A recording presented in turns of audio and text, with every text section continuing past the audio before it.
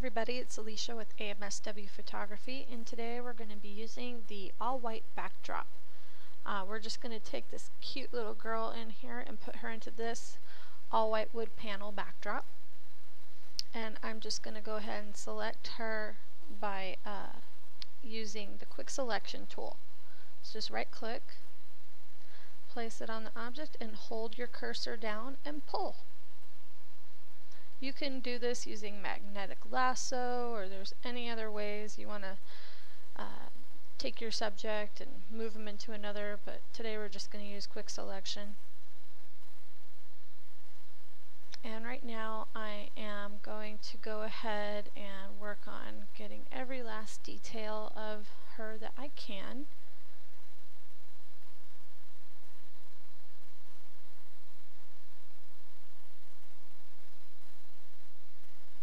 And then just wait for it to become those marching ant lines around their subject. And you can see that we need to add in a few areas, so I'm holding shift and then the mouse, and that increases the area that I have. And to take away, we're going to hold down Alt. I'm on a PC, by the way. Your controls might be slightly different if you're on a Mac. I'm not exactly sure. I think it's Command. And then we let go, and then we're going to try this side.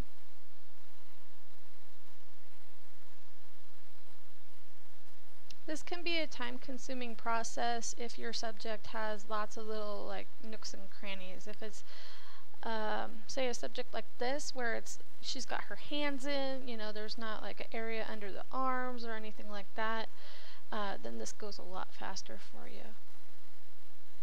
I think I want to add some shadow here, so we're going to add this area under her leg back in. So I'm going to mess with this by holding down Alt and my mouse key.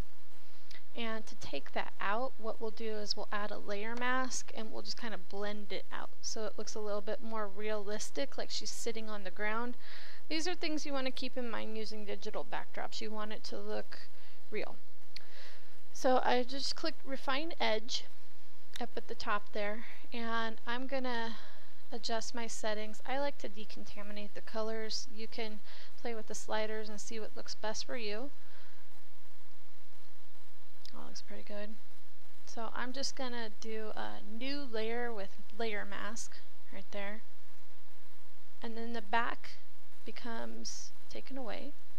So then I'm gonna click Move tool, and we're gonna drop and drag into the new background.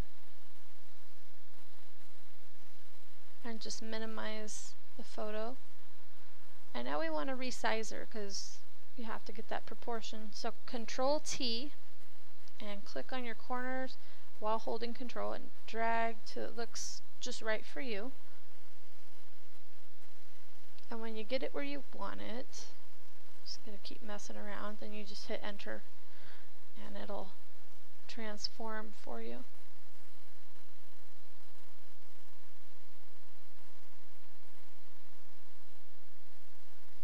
Okay, cool. So I want her farther away from that back wall so that the back wall will look properly blurred. If you have a person right next to something, that object behind them will look clearer, and we don't want that. So we're going to go ahead and blur that background later. But right now, we're going to take care of getting all that excess off of the backdrop, like that purple pieces. So we're just going to use a layer mask here and erase.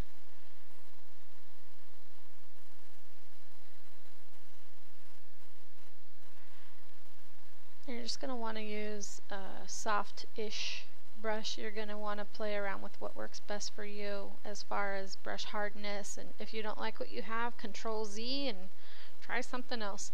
And right now I'm going to get rid of this black line because I don't like how that looks. You just have some areas to soften, because the tulle skirt should not look hard, it should look soft and flowy.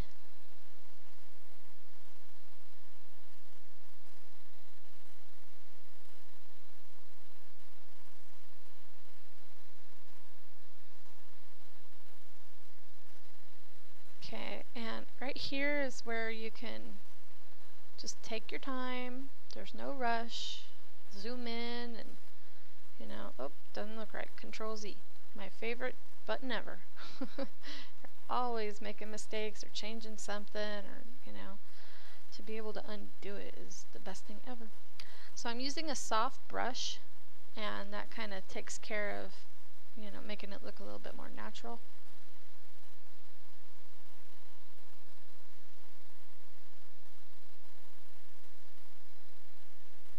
I don't like how it's showing that it looks pixelated in this video. After you hit enter, then it all looks just right. If it's like the computer freaks out a little when you try to do too much. Alright, let's change this. We're just going over and taking away this hard line, because you don't want a hard line against your backdrop that looks like a pencil outline.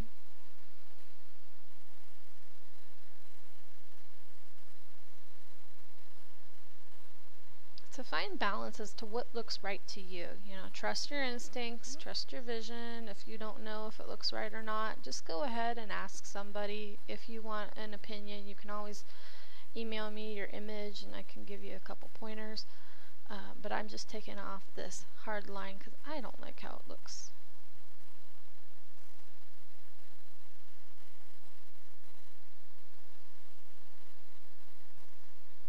And we're going to get right in next to the neck here. So we're going to go small brush. The smaller you go, it's best to soften it, I have found, or else it just looks a little strange. It looks too hard. It's best to soften that brush.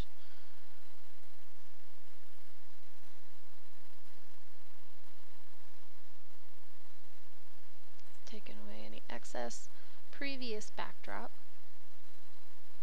which I found from the coffee shop blog. So if you happen to need a few digital papers, she's got a lot of awesome free ones. So that's what I'm starting with here, is the coffee shop blog's paper backdrops. But this time we're just changing it up. So best thing about Photoshop, you can change your photo any way you like it.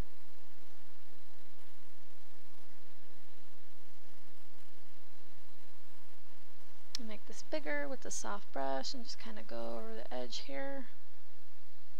It's all about fine-tuning, and that's what takes so long, but in the end you can totally see that your hard work has paid off because your image will reflect it.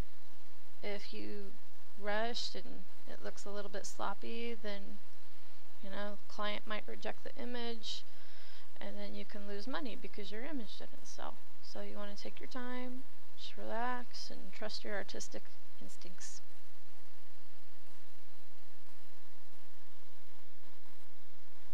Beautiful. She's so cute. Oh my goodness. I think this would look a little bit better if I blurred that background. So now we're gonna blur it, but I want to duplicate my layer first. Okay. So duplicate your background. Make sure it's right there in the middle. It's not on top of the layer mask. Go to blur and do Gaussian blur. And for this, we're just doing it about, let's say, 3 pixels. And I want the area around her to be a little bit more in focus, just around her legs and feet, so it doesn't look like she's floating. So I'm going to mask off the Gaussian blur just around her.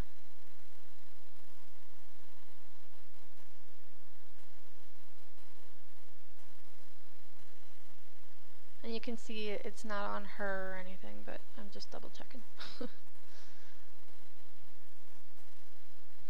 And I kind of want to blend it, so I like to go to the color palette and make it gray, because black takes it all away, white adds in, and this gray is kind of in the middle. So we're going to do a soften so it's not such a hard difference between blur and not blur. Sorry.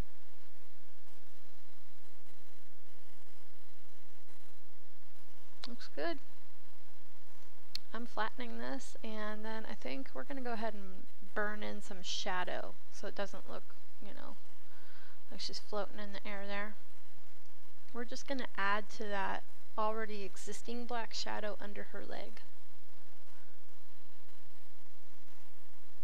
That was 9%, didn't look enough, so I'm bumping my exposure up to 50%. Just going around her feet where there's already an existing shadow. Best thing to do with digital backdrops is work with the light source that you had in your original photo. So she was indoors and she had shadow coming off the bottom of her leg, so we're just going to work with that. We don't need to do like a light flare from the side unless you want to, you know, but we're just going to play with this and make it work. Okay, if you look close, there's a gap between the burn and her leg that is a little bit light gray. I don't like that. I'm going to zoom in and we're going to make that little space darker so that it doesn't, so that it lines up better, I think.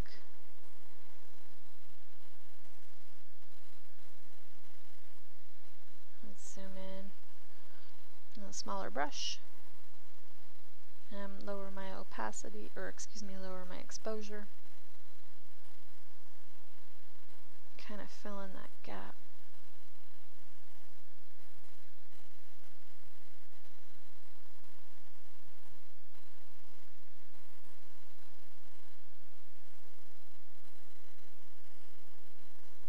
A little bit smaller.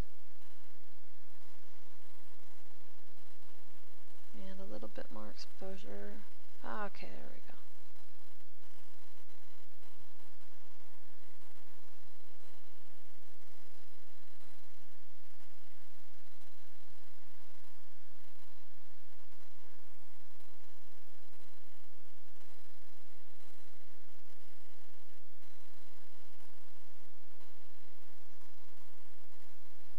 Cool, okay, you can see it comes together a little bit more now. See? Nice. Okay. I think it's a little too dark. I'm going to add a new layer, and this is the fun stuff here.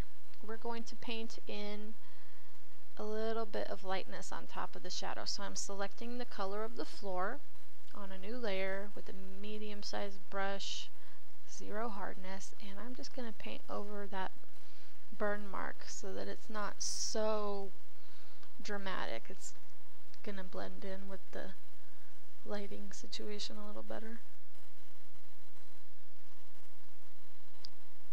There we go. Now my layer opacity is at 100 currently, so if you left it like this it would look weird.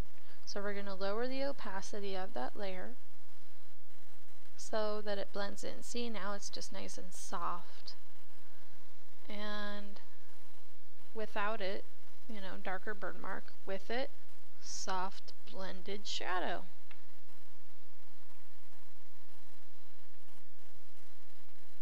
It takes little tricks like this to make something look realistic. So I just went over her leg to tone that shadow down a little, and I'm moving my opacity down really far. I think it's like 9–10%. I like that. And I'm going to flatten it. And there you go. Alright, if you want to go ahead and edit however you wish, or stop by the shop for some more blending ideas. Thanks guys, have a great night.